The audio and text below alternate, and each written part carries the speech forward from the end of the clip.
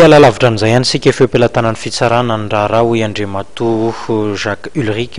Andriatindra minisitra ny fitaterana sy ny toetrandro raha nanome fanazavana mahakasika ny fidirana Andriamatoa Marc Ravalomanana eto Tanindrazana. Ankoatr'izay tondran'ny fomba fijeriny ihany koa ny mahakasika ny annexe B no sokajiana ny zotra-piaramanidina Air Madagasikara. Any amin'ny fitsarana ny dossier amin'izao satria ny ACM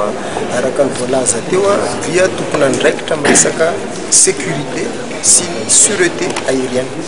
ka amin'izay lafin'izay raha ohatra ka misy atsikarotra fa nisy violation de l'espace aérien niza io dia mitory ny ACM dia any ampelatany tsara sy mpanao famotorana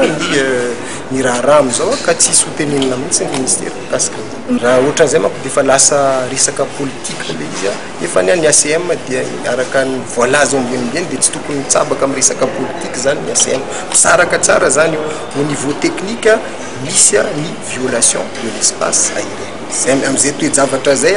dia andraikitry ny ACM kosa no